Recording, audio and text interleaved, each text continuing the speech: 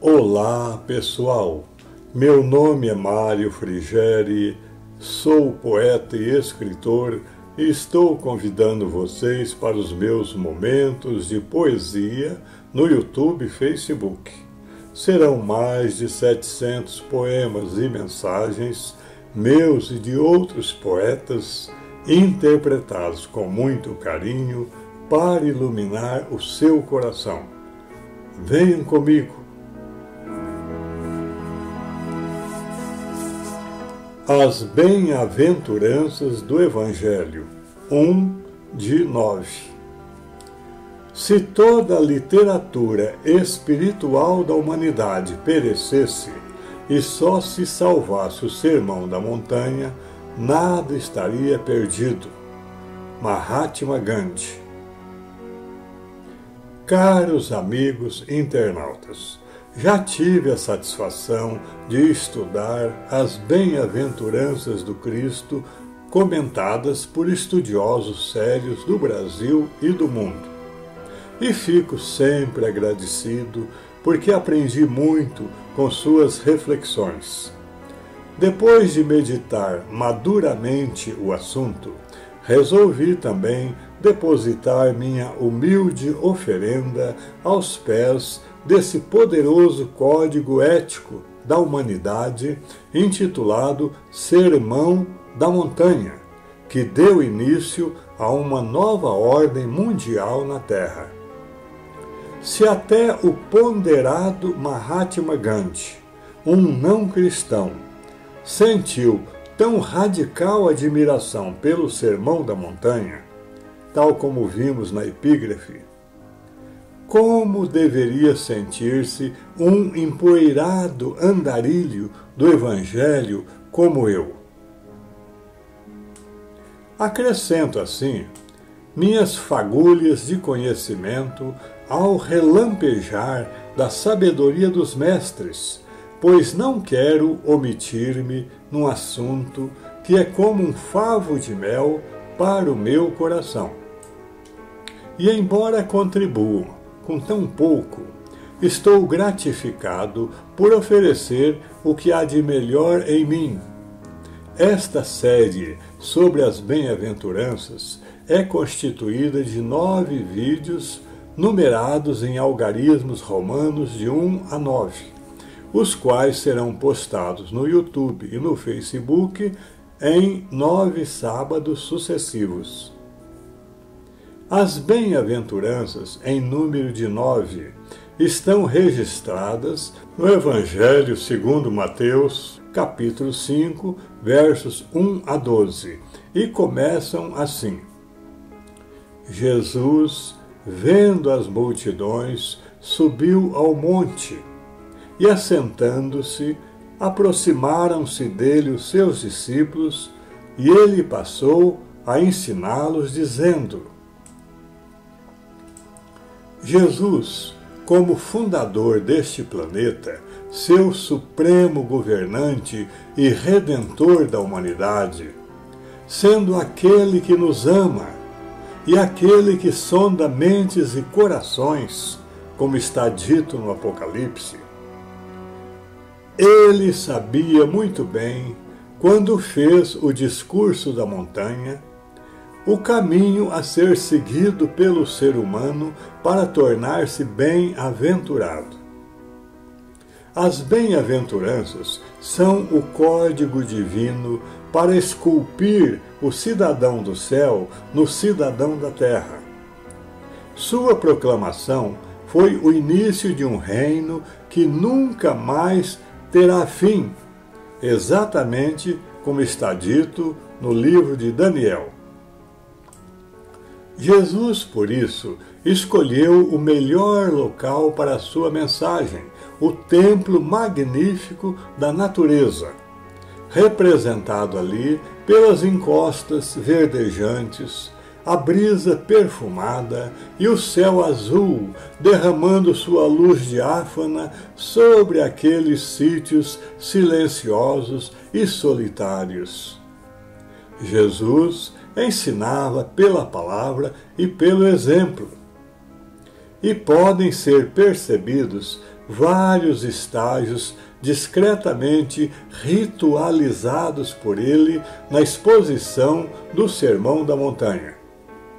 Primeiro, Jesus viu as multidões e compadeceu-se delas, porque eram como ovelhas aflitas que não têm pastor. Segundo, ao vê-las, ele subiu ao monte, porque, como o pão que desceu do céu, sua palavra haveria de alimentar aquelas almas famintas e soerguê-las ao monte sublime da espiritualidade superior. Terceiro, assentou-se e o fez para expressar singeleza e humildade, a fim de estar o mais próximo possível do coração daqueles pobres camponeses e pescadores, constituídos por homens, mulheres e crianças carentes de tudo nesta vida. Quarto, os seus discípulos se aproximaram e assentaram-se também, formando um círculo em seu derredor, como era costume no Oriente, para receber em primeira mão os seus ensinamentos. E, finalmente, quinto, só então, após deixar os discípulos e a multidão de alma totalmente exposta à luz da verdade, é que, como diz o Evangelho, abrindo a sua boca, Jesus passou a doutriná-los com ternura e serena majestade, dizendo: 1. Bem-aventurados os humildes de espírito, porque deles é o reino dos céus. Humildade é a virtude que leva o ser humano a reconhecer a relatividade de seu valor perante os valores alheios. O homem é pequeno elo situado em determinado ponto de uma corrente sem fim, que na vida universal emerge do infinitamente pequeno e mergulha no infinitamente grande. Vem do nada e vai para o tudo, sai do caos e entra no cosmo. É o reconhecimento de que, no equalizador do infinito, o homem não é maior nem menor que ninguém, pois sempre haverá, nessa corrente sem fim, alguém antes dele e alguém depois dele na jornada para Deus. Só conhecerá a grandeza divina quem reconhecer primeiro a sua pequeneza humana.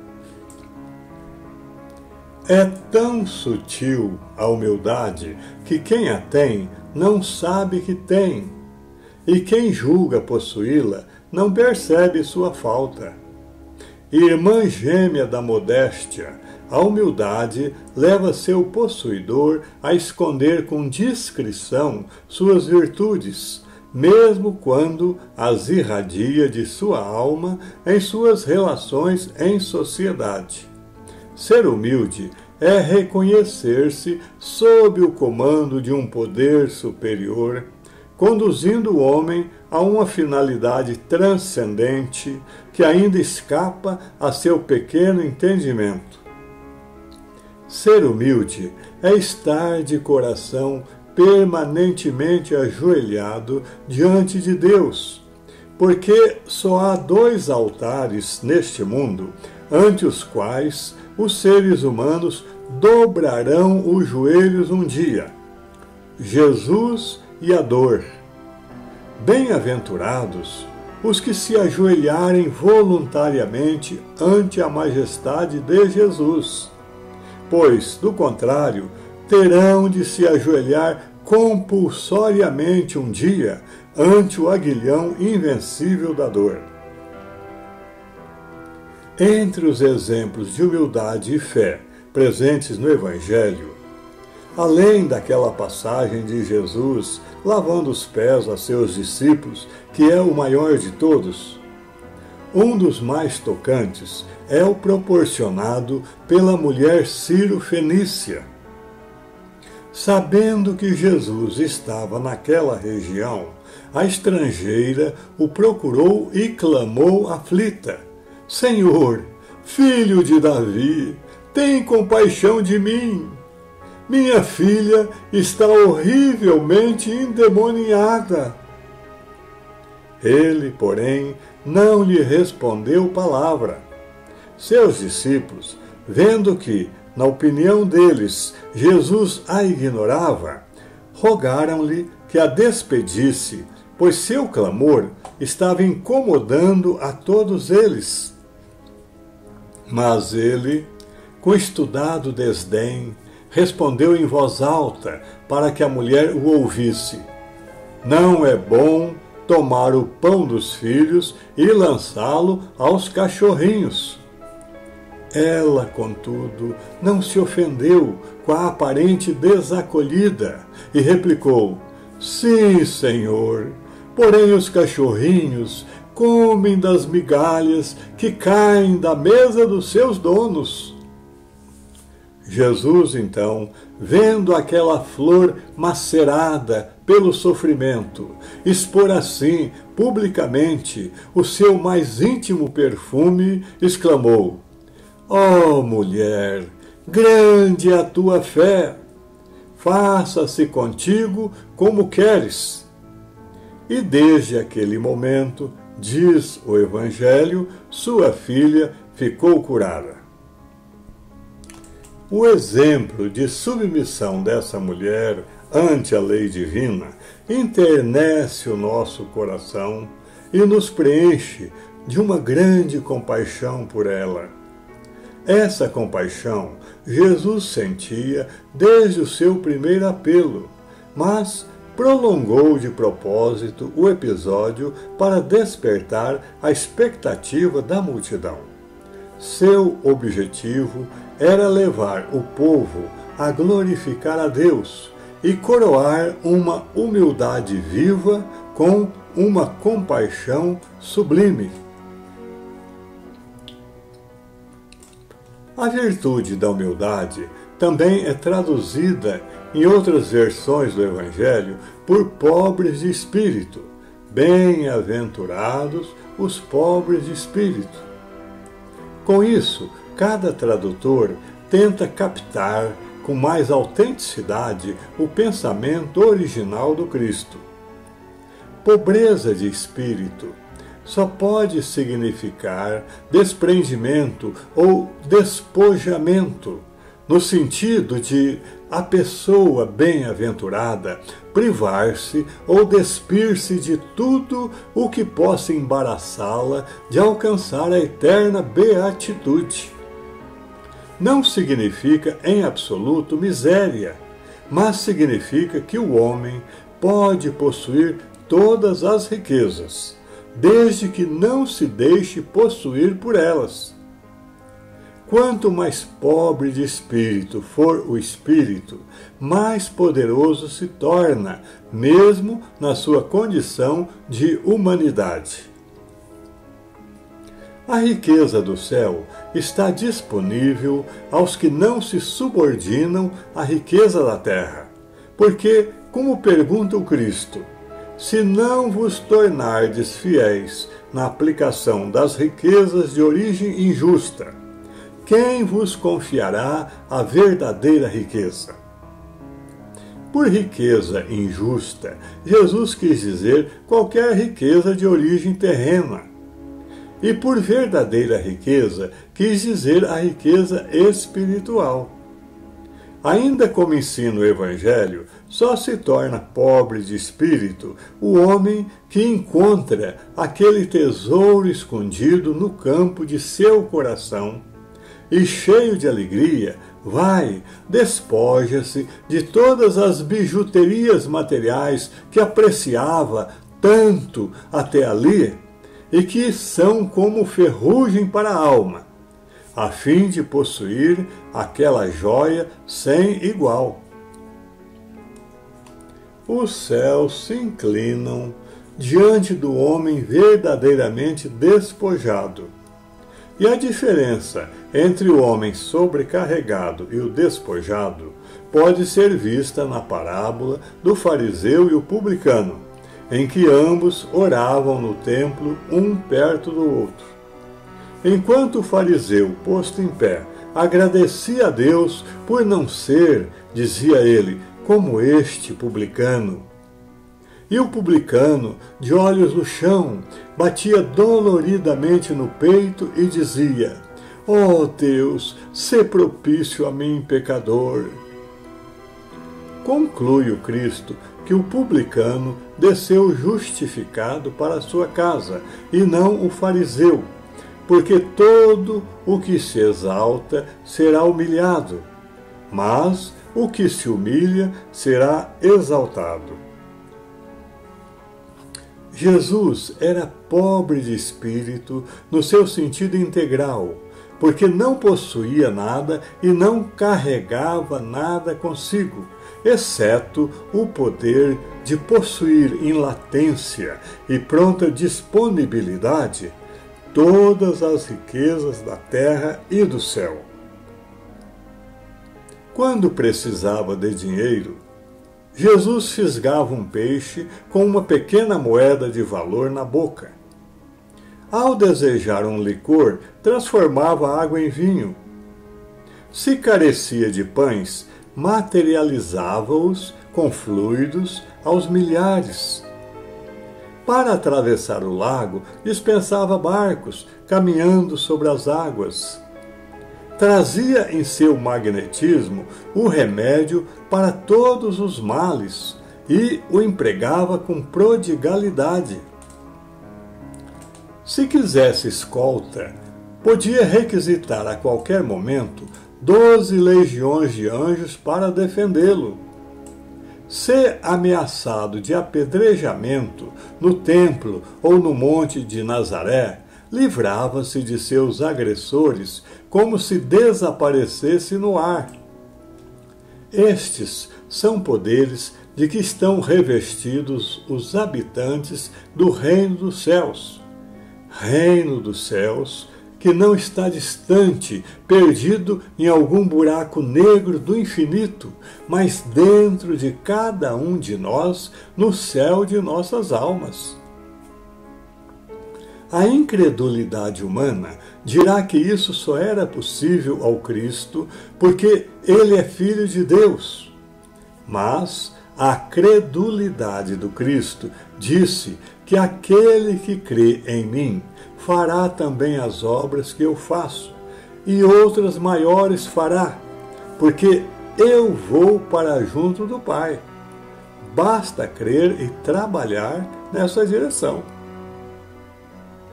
E, finalmente, essa bem-aventurança é encerrada com estas palavras: porque deles é o reino dos céus. Antes de Jesus, a humildade desqualificava o homem que a possuísse, porque o tornava desprezível diante do mundo. Mas, com Jesus, os detentores dessa virtude passaram a ser os potenciais possuidores do reino de Deus. Ao tornar público seu ensino sobre a humildade, Jesus estava ensinando ao povo o caminho para ir até ele, que é a luz do mundo, como se lhe estivesse dizendo: vinde a mim, todos vós que estáis cansados e oprimidos, e eu vos aliviarei.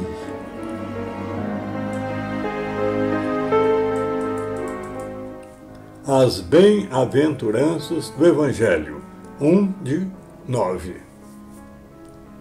Caros amigos internautas, as bem-aventuranças do Cristo, tal como estão sendo expostas nesta série de 9 vídeos, fazem parte de meu livro O Esplendor das Bem-aventuranças, publicado pela Mundo Maior Editora. Não deixem, portanto, de assistir ao próximo vídeo, o de número 2, no qual exporemos a segunda bem-aventurança, que diz o seguinte: Bem-aventurados os que choram, porque serão consolados. É isso. Espero que vocês tenham gostado. Obrigado por assistir a nossos vídeos. Não se esqueça de deixar seu like, inscreva-se e acione o sininho para receber em primeira mão os próximos poemas. Um grande abraço e muita paz.